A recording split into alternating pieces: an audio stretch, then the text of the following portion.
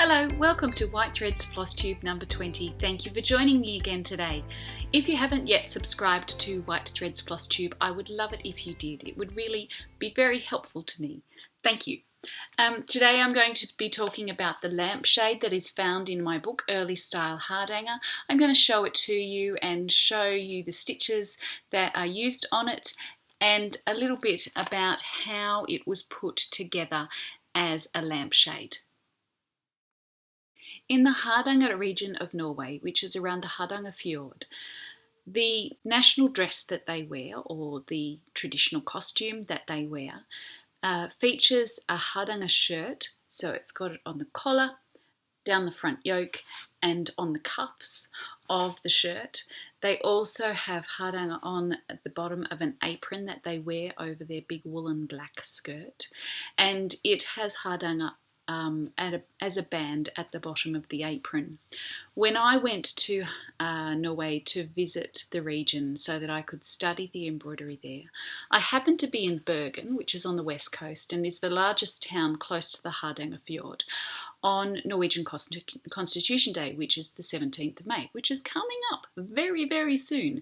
And I imagine it'll be quite different this year in Norway, not being able to get out and parade as they normally do.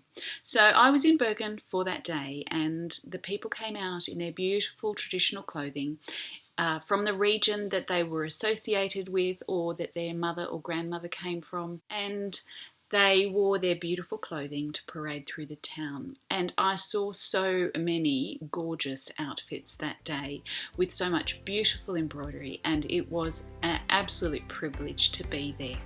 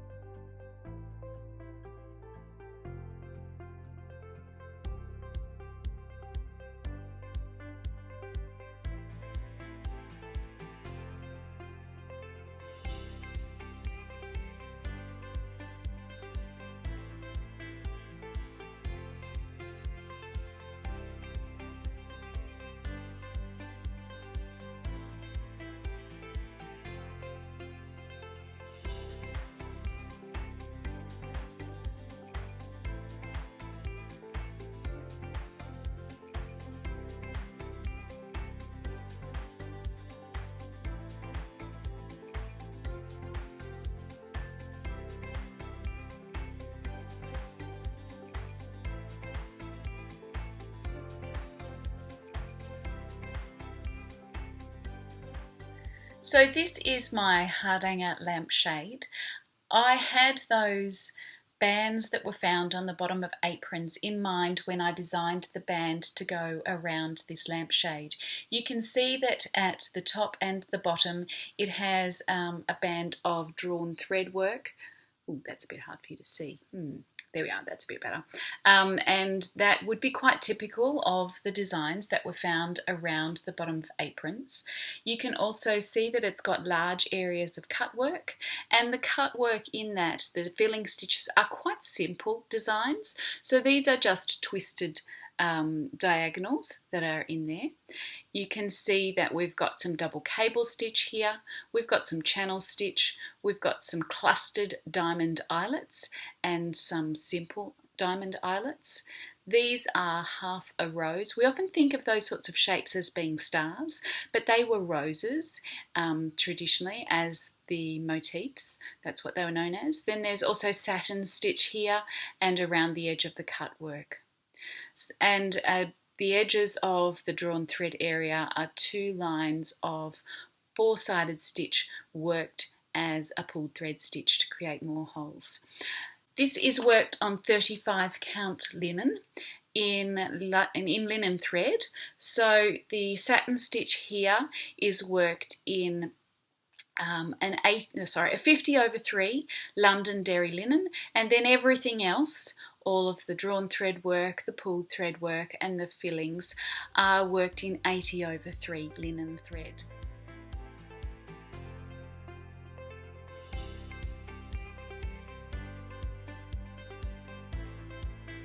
Showing you inside the lampshade, you can see that the lamp frame has been wrapped in a cotton tape.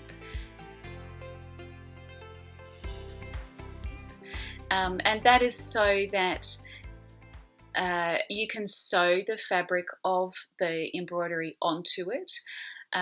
It isn't a really easy thing to do to make a lampshade, and if you're wanting to do one and you don't feel confident in your skills to do it yourself, it might be worthwhile finding someone who can make it up for you. This is the join down the back of the lampshade.